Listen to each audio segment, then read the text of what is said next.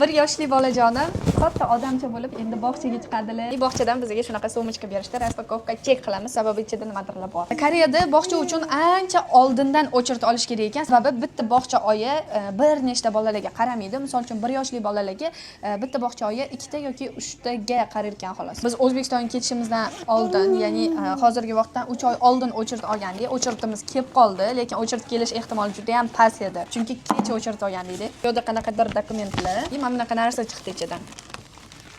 Idish, ovqatlanish idishi. Qaranglar buni shirinligini, sog' bo'ling bolam. Shirinchaligini qaranglar. Haqiqiy koreyskiy ovqatlari yonida qo'shimchalari bo'ladi. Mana bunaqa so'michkasi bilan birga.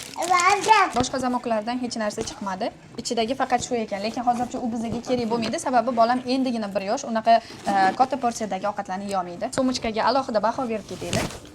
Bir brelok bo'ladi, keyinchalik ismi va rasmi qo'yilgan bo'ladi menimcha. Sumkani ko'rinishi ham hamma bog'chaga qarab o'zgarar ekan. Misol uchun bizning apartamentimiz 1-etajda bog'cha bor. U yoqning sumkasi umuman boshqacha. Afsuski u yoqdan bizga o'chirt kelmadi.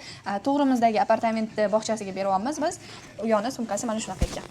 Bog'chalarni ko'rsanglar, xonalar shunaqa kichkinagina, bitta bog'cha oyi 4 ta, 3 ta, 2 ta bolaga qarayotgan, xolos yoshiga qarab albatta belgilanadi. Bizning O'zbekistondagi bog'chalarga o'xshab katta bog'cha, bitta xonada bir nechta bolalar turadigan bog'chalar yo'q ekan bu yerda. O'zbekistonda ham shunaqa kichkinagina, ixchamgina va bitta bog'cha oyi bir nechtagina bolaga qaraydigan bog'cha bo'lishini xohlarmidinglar? Kommentariyada o'z fikringizni yozib ketinglar.